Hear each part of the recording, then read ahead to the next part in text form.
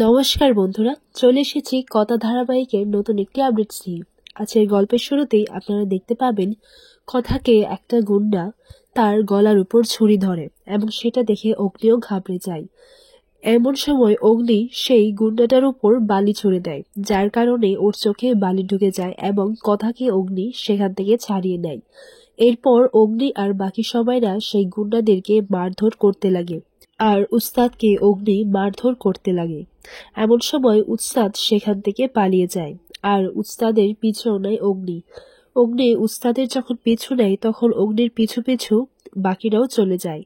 এরপর এইদিকে দেখা যায় যে উস্তাদ ভয়ের কারণে সে গান বার করে এবং গান বার করে সে ওদের দিকে তাক করে, কিন্তু অগ্নি সেই বন্দুকটা দেখে নেয় এবং বলে যে তাদের ইশারা দিয়ে যে আমাদেরকে এই দিকে গেলে চলবে না, আমাদেরকে ঘুরে যেতে হবে।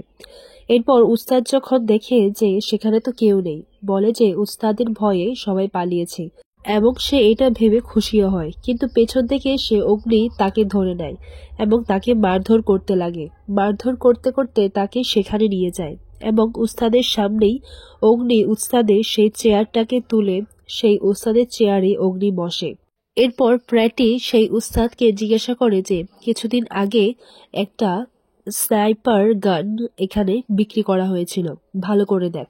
এরপর উস্তাদ বলে যে আমি কিছুতেই বুঝতে পারছি না। এইদিকে অগ্নি বলে যে 2 ঘা দিলেই সব সত্যিটা বের করে দেবে। এরপর কথা গিয়ে বলে দেখুন তো কতটা চোট লেগেছে, আমি আগে আপনাকে ব্যান্ডেজ করে দিচ্ছি। এরপর অগ্নি কথাকে বলে তুই আমাকে কিন্তু একদম আটকাবি না। এরপর কথা বলে যে না, তাহলে আমি আপনার হাতে লাঠি তুলে দেব মারার জন্য, তাই তো?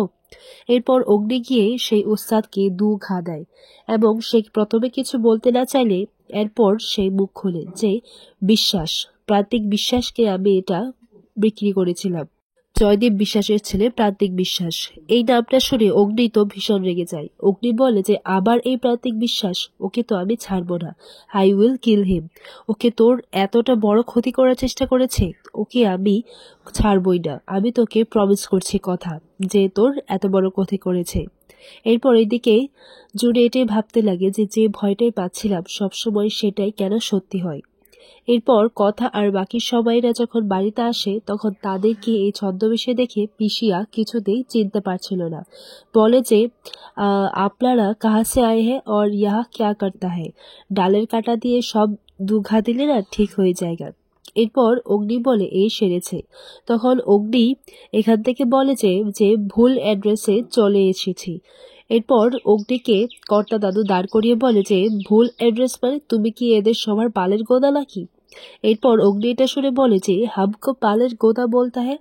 এরপর তারা সবাই এখান থেকে চলে যায়। কর্তা দাদু এটাই বুঝতে পারে যে কিছু তো একটা সাসপিয়াস রয়েছে, সবাইকে কেন জানি চেনা চেনা লাগছে। আর পিসিয়া বলে দেখেছো তো বাবা, সবাই আমার ডালের কাটা দেখে ভয় পেয়ে পালিয়ে গেছে। এইদিকে কথা বলে আমি জানি আপনি কি ভাবছেন, আপনি তো এটাই ভাবছেন যে প্রান্তিকের কাছে যে বন্দুকটা রয়েছে সেটা আপনি কি করে প্রমাণ করবেন, বা আনন্দের কৃপায় সব সময় মতো হয়ে যাবে, আপনি চিন্তা করবেন না। এরপর অগ্নি বলে তুই এত বুঝিস কেন বলতো? এরপর অগ্নি কথাকে কিছু বলতে চায়। এরপর অগ্নি বলে যে না কিছু না। তখন কথা বলে আপনি বড্ডই অদ্ভুত। এরপর দেখা যায় তারা বাড়িতে এসে পড়ে। অগ্নি এটাই ভাবতে লাগে যদি মায়ের স্মৃতি ফিরে আসে আর কথাকে যদি অ্যাকসেপ্ট না করে তাহলে তাহলে কি হবে। আর ওর এটাও মনে পড়ে যে ও হসপিটালে কথাকে আই লাভ ইউ বলেছিল। এরপর কথাকে নিয়ে সে ভাবতে লাগে এবং ভাবতে ভাবতে যখন দেখে কথা তার কাছে আসছে তখন লালা করতে করতে সে পড়ে যায় এবং তখনই কথা এসে তাকে ধরে নেয়। এরপর অগ্নি কথাকে বলে শোন, তুই আমার কাছে আসবি না। এরপর কথা বলে আমি আপনার কাছে আসতে চাইলাম কোথায়, আমি তো আপনার সেবা করছি। এইদিকে কথা বলে বলে ভাবতে লাগে আপনি আমাকে এইটুকু ভালোবাসতে পারেননি, তাই নয় পাচক মশাই? এরপর এভি কথাকে বিটের রুশ খেতে দেয়। এরপর কথাও সেটা খেয়ে নেয়, বলে যে আপনি এই সমস্ত কিছু কবে থেকে শিখছেন? এরপর অগ্নি বলে এমনি তো তোকে নিয়ে আমার মাথাটা খারাপ হয়ে রয়েছে, তোকে আর এইসব জানতে হবে না, চুপচাপ এটা খেয়ে নে। এরপর কথা বলে দেখেছেন তো আমি পুরোটা শেষ করে দিয়েছি, আপনার মতো এত বিটকেলগিরি করি না। এই কথাটা শুনে অগ্নি বলে কি বলেছিস? আর অগ্নি কথার দিকে এগিয়ে যায় আর তখনই তারা একে অপরের দিকে তাকিয়ে থাকে। আগামী পর্বে দেখা যায় প্রান্তিক এটাই বলতে লাগে যে কথা বাড়ি ফিরে এসেছে সুস্থ হয়ে, এটার প্রতিশোধ তো ওরা নিশ্চয় নেবে। আর এদিকে কথাও এটাই প্ল্যান করে, কথা আর বাকি সবাই মিলে প্রান্তিকদের বাড়িতে ছদ্মবেশে যাবে।